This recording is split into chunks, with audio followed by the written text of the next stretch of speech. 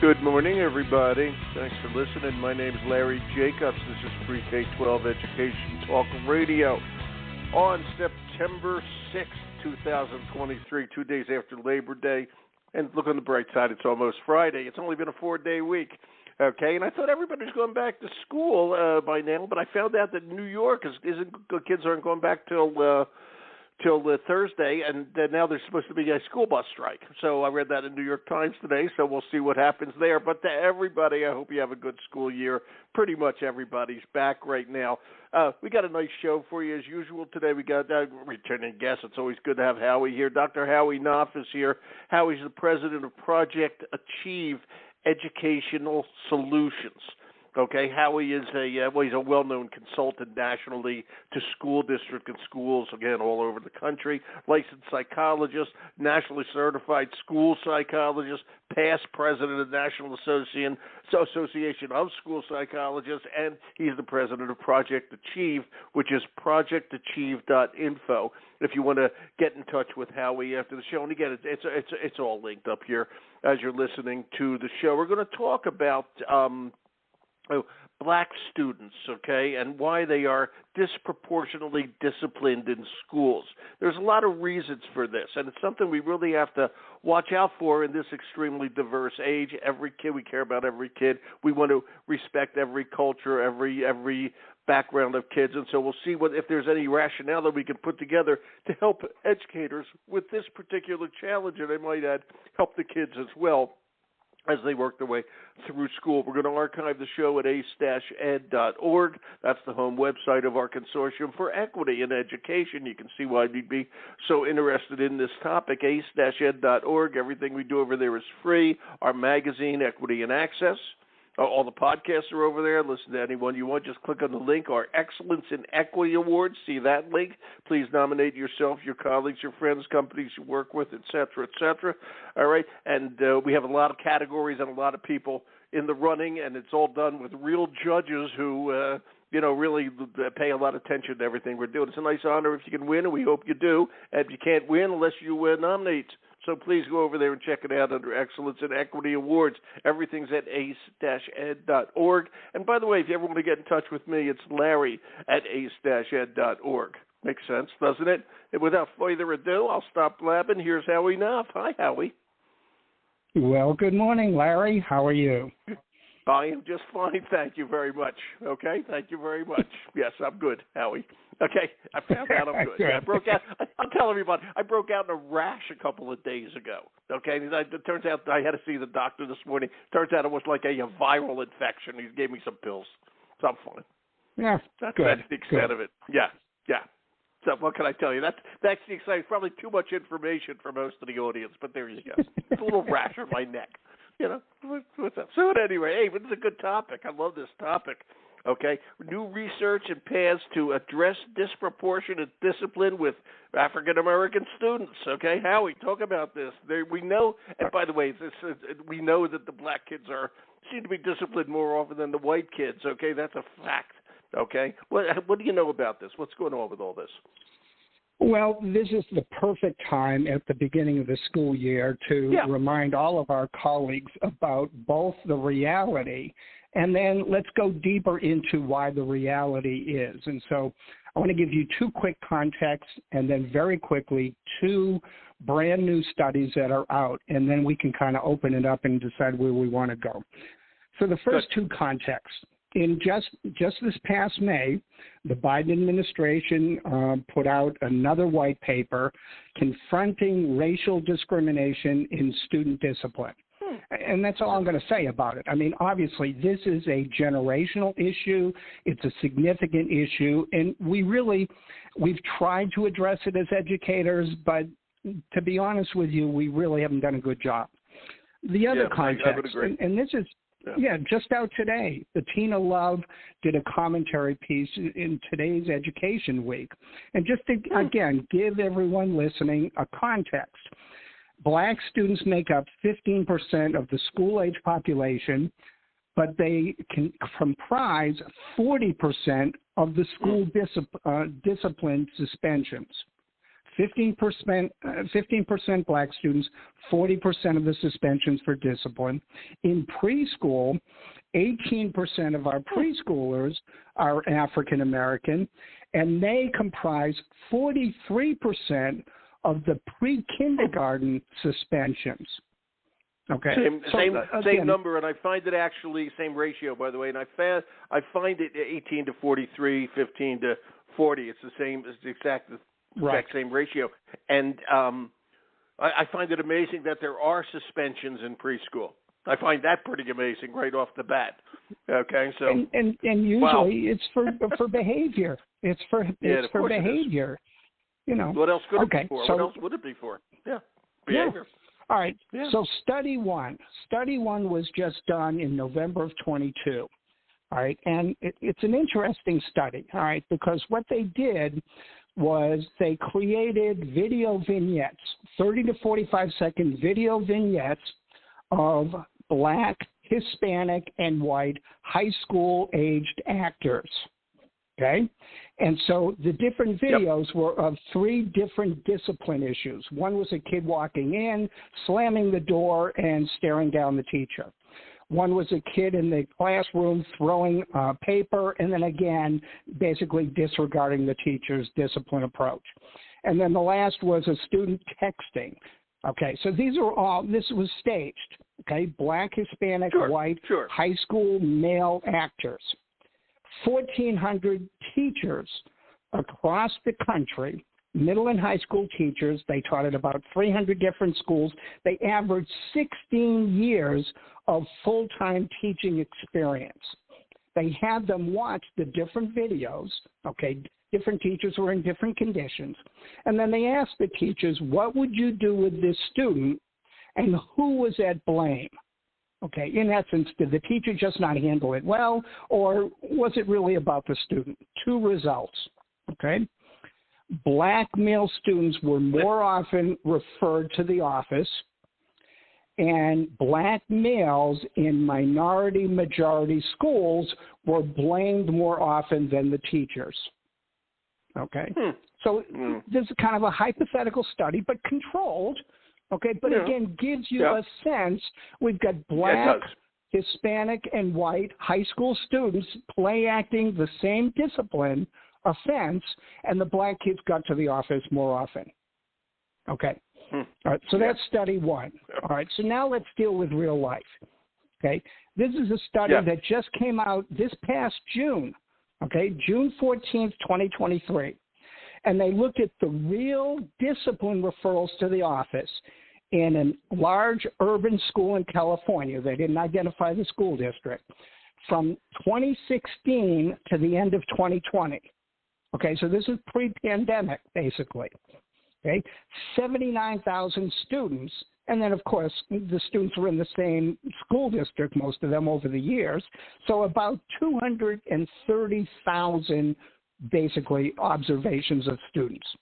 Okay, the district is 33% Asian, 30% Hispanic, 12% white, and 10% multiracial, and 7% black. Okay, all right, real district. 4 years of discipline data. All right, over those years, over 75,000 kids were sent to the office by about 3,000 teachers. All right, here's the interesting stuff. 34% of the teachers never made a discipline. Only 34% of the teachers ever made a discipline referral. So 2/3 of the teachers in the district never made a discipline referral. Okay? Of the teachers that made referrals, 50% of the teachers made fewer than 5 referrals a year. Okay? So they looked at the top 5% of the teachers who were doing the discipline referrals. Okay? Those top 5%, 50% were white teachers, 18% Asian, 16% Hispanic, 5% black, 5% multiracial. All right, here are the 3 results. Okay? What they found was that teachers of color were much less likely to be in the top discipline referring group than the white teachers. Sure. Okay? Yeah. Second result, Black and Hispanic kids overrepresented by the top referrers to the office. So the top referrers were disproportionately referring the Black and the Hispanic kids. Mm-hmm. All right, now here's the kicker. All right, third result. The results suggested that teachers who were white, early career, and serving in middle schools were the ones that engaged in the most extensive disproportionate referrals. Okay, this is a real-life district. 4 years, and we're talking about, what did I say? Basically over 230,000 kids, over those 4 years. All right. So the first study is more controlled, but basically Black kids are getting disproportionately referred middle and high school. And then the second study, real school district, 4 years, and again, white. And then we're not trying to blame. We're trying to understand the problem. Exactly. But it's the data that matters. White early career teachers in middle school. And it gets back to a theme you and I have discussed many times, is that our teachers are not being prepared for classroom discipline and classroom management. That's exactly but right.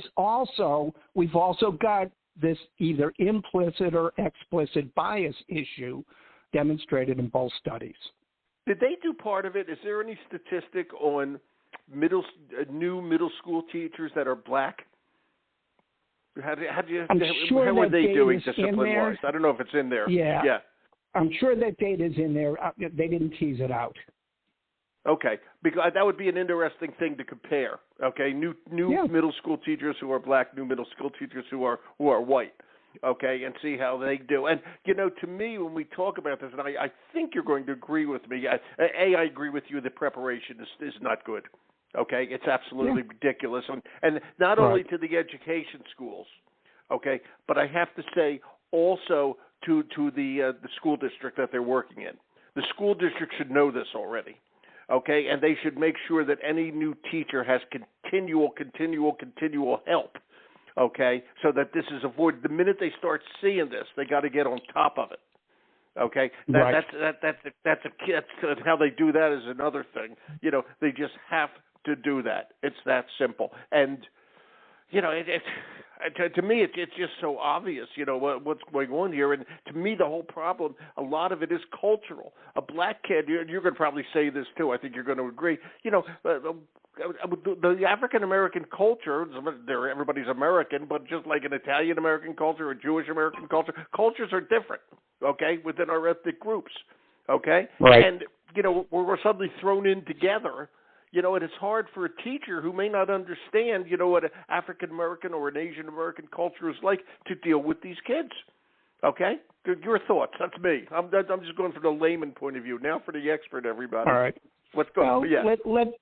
Let's go two ways, and you started going in both ways. All right, the first way, and your listeners are very sophisticated people, but we've got to get to the non-listeners Thank you, Howie. too. Okay. Yeah. I mean, but my point is, this is just not. I'm not on here just to talk about research. We've got to talk about what does this mean today in every school in the United States. And what it means is, first of all, we've got to look at our new recruits, but we've got to look at all teachers. We've got to drill the discipline data down every single month at the very least, and not just look at the numbers, but look at who's referring the kids.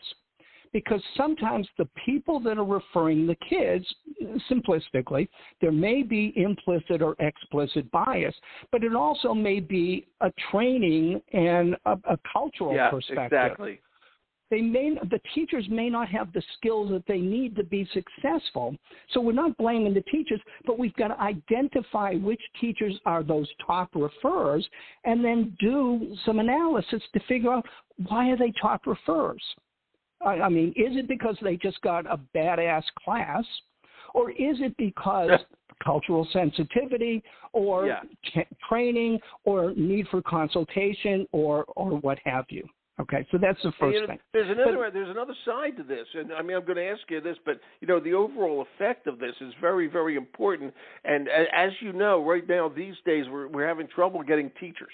Okay, that's everywhere. Yes, that's everywhere. And if a teacher is constantly referring kids for discipline, and in this case particularly black kids, but there might be a district with a school with a lot of black kids that they're in. Okay, the problem is they're not going to stay in teaching. They're not going to stay. They're not going to be happy. Who wants to spend their life? Right. They didn't sign up to send people to the office. They signed up to teach kids. Okay, right. If they're not doing that, they're going to leave, and the schools have to start recognizing this. It's not the vice principal's challenge. Okay, it's the school right. district's challenge, and in this day and age, all right, we have to be very aware. Things are very different out there, and we got to understand that. Again, I love the way you say the data. Okay, this is data-driven information. Okay, it's there. It's happening everywhere. Nobody's being intentional about it. It's just happening, and something has to be done with it, especially as the nation becomes more and more diverse. Okay, with the Latino kids, with the African American kids, the Asian kids, the numbers are growing. Okay, and by the way, let me make the point: they are all Americans. Okay, right. These are our kids. But the districts, the population demographics are changing everywhere. And that includes, you can go to the top of North Dakota or the bottom of Louisiana. It's everywhere. Okay? Yeah. It's absolutely everywhere. The school, and I think here I am babbling on, Howie. I want you to talk. But the school districts have to recognize this. Okay? It's really annoying. And I just want to ask you this. What's with what's your thoughts about the cultural differences? To me, a black kid acting up may be doing something that's quite natural in a black neighborhood, but to a white teacher who lives in the suburbs, it's not natural. Okay, and there's that. Yeah, I mean, to me, it's a cultural thing.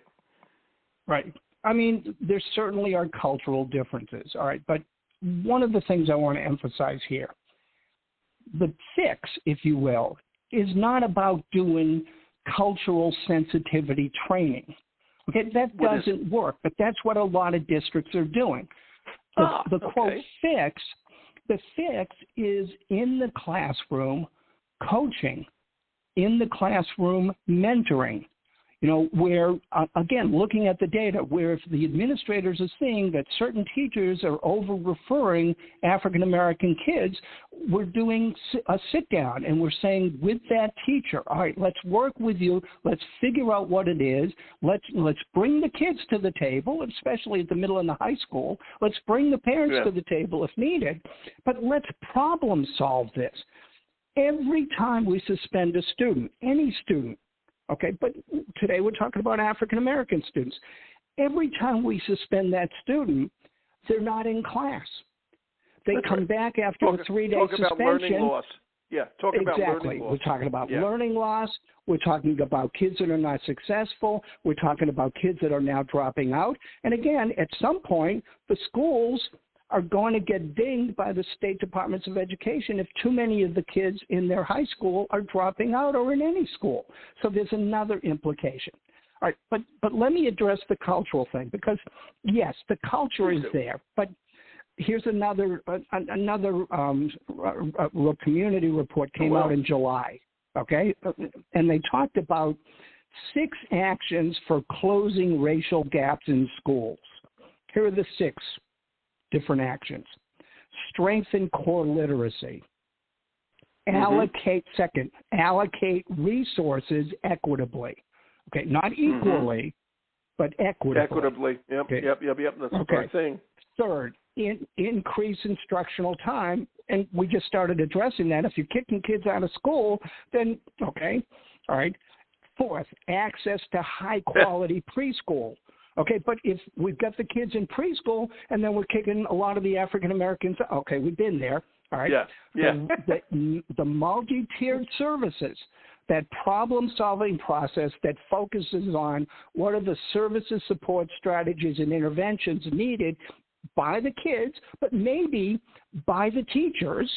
Yeah, and then exactly. last is addressing the racial, ethnic, and economic divisions in this country. So if we're going to talk about cultural, let's talk about, again, from a community, from an economic, from a historical perspective.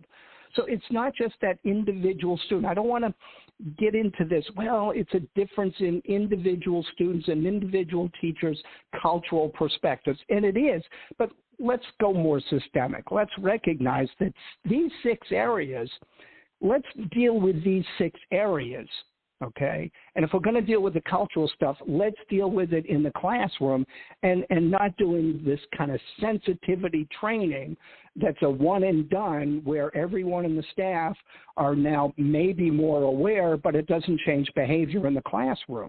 We've got to change the behavior in the classroom. So how do we? My question is, how do we do that? Every school district is short-staffed these days. What do we do? What's the way to do this? All right. Well, again, let's take it down. Literacy instruction. Yeah. Let's make sure that all of our kids, but especially our minority kids, are getting good quality literacy instruction. But again, some of that starts preschool and certainly goes to high school. But I'm not going to ask this way. I want to get back to since you're on preschool. Okay. All right, go ahead. There's discipline. I got to just go over this. There's discipline challenges in preschool. We talked about that 18% and the 45%. Okay, and preschool. We're talking preschool. These are little kids. Right. Why is there that discipline challenge there? And can't we nip this in the bud there? These kids are all going to go on to K-12. If we nip it in the bud there, okay, are we going to have a much easier time in K-12? All right, potentially. All right, but I'm now going to correct you. Thank you. I don't think we have discipline problems in preschool. We may have social, emotional, behavioral challenges in preschool. See, the thing is that it's we, the adults, it's the classroom teacher, it's sometimes the paraprofessional. I'm not blaming, but they look at behavior that is challenging at the preschool level, and they say, oh, that's a discipline problem. Well, that's a perspective. Yeah, you understand what I'm saying? Yeah, I do. Okay? I do. Yep. But how do we deal with that? You're saying there's a big difference between a behavior problem and a disciplinary problem. Exactly. Okay. And so let me just change my point. Wait a minute. So if we nip that behavioral problem in preschool, okay, whatever the problem is, if we can nip it in preschool, won't that make for a lot less aggravation for both the kid, their parent, for all three, the kid, the parent, and the school?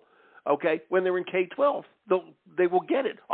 Let me ask it more distinct. Are we trying to nip it in the bud, okay, in preschool? That seems to be the challenge right there to me. That's a big one. Okay. But the reality is that behavior is developmental. So, yes, if we're addressing the challenges in preschool, we have a higher probability that they go to kindergarten, they go to third grade, they go to fifth grade. But we got to recognize that all of us change over time. Our behavior changes as a function of different contexts. So, again, going back to one of our discussions many, many times over, okay, we've got to teach kids social, emotional, and behavioral skills from preschool to high school. We've got to teach the kids how to get along. We've got to teach them how to control their emotions. We've got to teach them how to communicate. Okay, so that social, emotional, that social skills, if you will, training is just as important as the math and the reading training. So, yeah, let's do it in pre-K. Let's get the early interventions in pre-K, but let's not be delusional here to think that, all right, well, we got it fixed, okay, because kids change over time. What you just brought up is very interesting. We've got to change this, and I know I always say, by the way, you give a kid any kid a rigorous curriculum, they will usually rise to the occasion. But if they don't have the social, emotional skills, they're not going to. All right, and again, everybody's talking about social, emotional, whatever you want to call it. The object is to make sure that kids have a good time in school and that they learn. Okay, and the social, emotional is the keystone of doing that for the academic subjects. That works great. All right. My question, Howie, and this to me is one of the problems we brought it up earlier. When teachers are in education school and college, they're not being taught this. Okay, it's not part and parcel of what they're being taught. So we're throwing people to the wolves. It's that simple, and that's why we. But then I love this. I mean, I know you go into school districts, you try to correct this situation. Okay, my point is that everything's changing out there. It's changing, and we have to change the way we teach people to be teachers if we want them to stay teachers, if they want to feel successful. And to me, a lot of it has to do with the way we train them. And God bless you, Howie, you go in there and you consult the schools and all that sort of thing with Project Achieve. But we got to really change. You should be working with the education schools to change their damn curriculums. Okay? I think we'll be better off in the long run. Howie? Well, we've got to make some changes. We've got to do some improvements. We've got to make some mid-course corrections. And some of that, though, also is we've got to look at what are we doing in terms of, again, coaching, mentoring, supervising, giving feedback to all of our educators, but especially our classroom teachers. So, we can sit here and rail on the teacher training programs, but the reality is that virtually every business in this country takes people from college or takes people from graduate school, and then they train them on-the-job training. They give them the supervision and the mentoring to make sure that they're successful in the real world. So even if we have the best teacher training, we've still got to do the mentoring and the induction programs in our school districts. And, we've talked about this. Professional development and coaching is not done as effectively as it needs to be done. It's not the 1 week before the school year orientation. That's not what we need. We need brand new teachers to have a rigorous and a growth-oriented professional development sequence for the first 3 years that they're in the field, so that we're growing them and helping them to adapt to the real-life situations in the classroom. Yeah.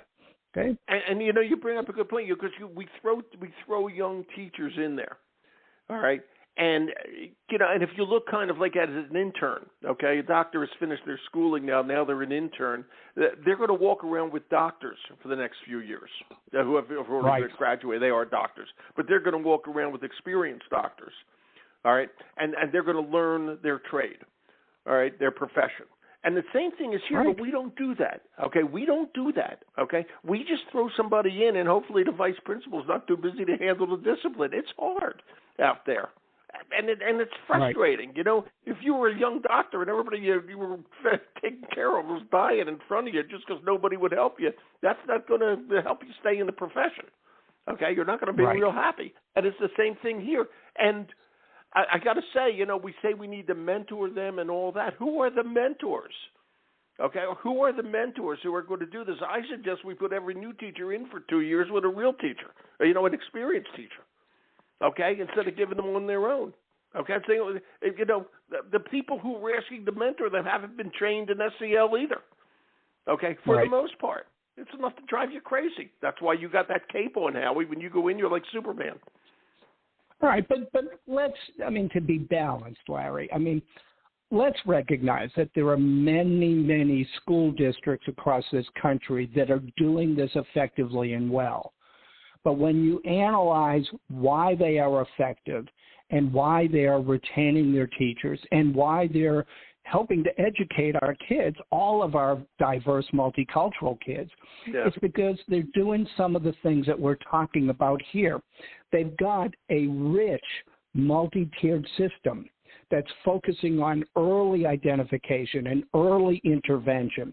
When kids are getting sent to the office, the administrators, if they have to, before they suspend the student, whether it's in school or out of school suspension, the administrator is asking him or herself, will this suspension facilitate a change in this student's behavior? And then they answer the question. Because if I'm suspending a student and I know the suspension is not going to facilitate a change of behavior, then I've got to get my multidisciplinary team to sit around the table and sit with the students, sit with the parents, sit with the teachers, whatever it is, and figure out, okay, if we've got to suspend the kid, we suspend the kid. But if that's not going to change the behavior, we've got to figure out why the behavior is occurring and what do we do in terms of services, support, strategies, and interventions to change the behavior. But the effective schools and the effective administrators and the effective teachers are asking themselves those questions. They're not sitting there and saying, out of state, out of mind, I'm just going to suspend the kid. I'm going to send the kid to the office, and I'm done with them. They're saying, all right, we've got to fix this. Yeah, and Howie, do school districts today, okay, and I'll give it a good example. We're way, way, way short of school psychologists and school counselors. We know that. Yep. Okay? Yep. Does a school district these days have the staff to do that? Where do they find the staff to do that? Because what you're saying is absolutely true, obviously. Okay, but how do they find the staff to do that? I'm serious when I ask that question. A lot of times they're just not there. What's your suggestion? Well, the first is to look at what staff you've got. It's interesting, Larry. One of the things that I do with schools is one of the first things I do is I have every staff member fill out a 2-page bio, okay? And they're not doing it for me. They're doing it as part of basically a resource analysis in the school district. And a lot of times we find, for example, teachers who are certified in areas that they're not teaching in that no one in the school district knows their expertise. Sometimes there are resources right in the mirror. Wow. And the district doesn't know that. We've got to look at the resources in the community and sometimes pull in those resources. We've got resources virtually. Okay, we've got virtual resources. And again, I'm not promoting, but a lot of people like me are doing virtual consultation now. So I can consult with my colleagues in Hawaii. I can consult with the largest virtual network in the state of Pennsylvania and never have to get on a plane, but simply be able to do it with them, all of us online. So there are so many more resources from a technological perspective. I understand. Do we have all the physical, if you will, people resources that we need? No. Okay, but at the same time, we've got to look at the pipelines. We've got to do the grow your own kind of professionals and bring our paraprofessionals and pay for them so that they can get their teaching experience and degrees and so on. We've got to do all of that recruitment and training stuff. But at the same time, we've got to look at what we've got and what's available and try to leverage those resources. We got to do it, and I'll tell you, and you're right about the technology, Howie. It's there. We just got to. The first thing I just want to make clear is, what we're talking about here. It's disproportionate discipline with black students. All right, and this is something that that's finite, and we can change that. Okay, if we take the time to understand it. Okay, and time is a big factor too. All right, but we have to create some rules and understand what's going on. We're not doing ourselves or anybody else any favors by continuing this. Okay, nobody's winning. Nobody's winning. All we're doing is quieting down one class for 45 minutes. Okay, and that's not enough. And you know the old adage: if you, and I'll do it in kind of a more crass way, but if you're doing stupid things and you keep doing stupid things, you're going to get the same stupid results. Exactly. So we've had this disproportionality issue for how many different generations? My entire educational career, okay? And it even precedes that.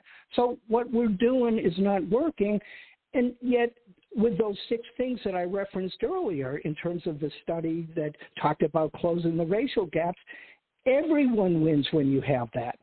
It's not just strengthening core literacy for the African-American kids, but the African-American kids are not getting the quality educational services in a lot of our schools, and we know that for decades. Right.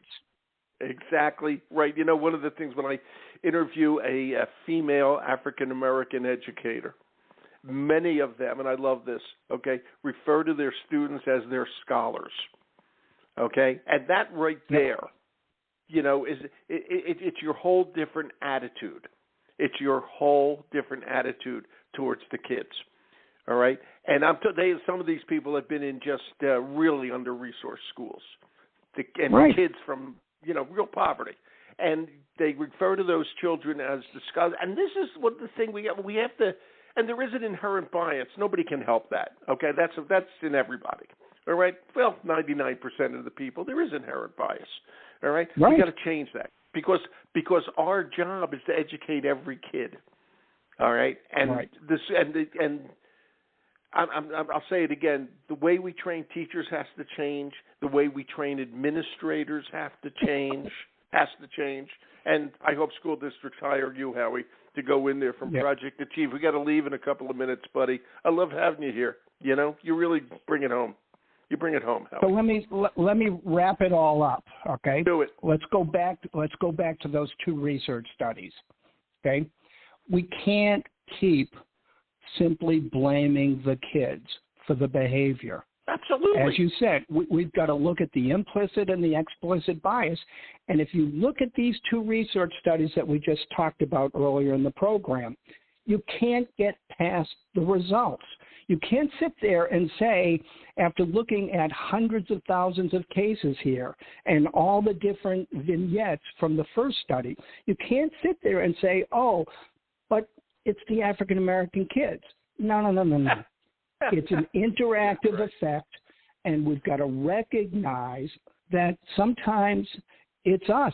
It's the educators and our perspectives, and we've got to confront those perspectives ourselves and in our colleagues, and we've got to facilitate the process of change. Wow. You know, we're going to make it happen, Howie. That's all we do. And again, I want to tell everybody Howie knows his stuff. I've been doing shows with him for years. ProjectAchieve.info. You want your school to be run better and more thoughtfully. He's the guy you need. Howie, it's great. Okay, how's the weather down there in Fort Myers today? How is it? You know, I haven't even looked at it. Well, it just looks like every day in Florida. Actually, up here in Maine today, it's like 9, going to be 90 degrees or something. So here we are. Geez. You know. So amazing. What can I tell you? Yep. It's great. Howie, you're the best. I got to tell you, man. You know, we do a lot of shows together, and each one's better than the one before. So thanks, Howie. This is great. All right. Thank you, Larry. Appreciate it.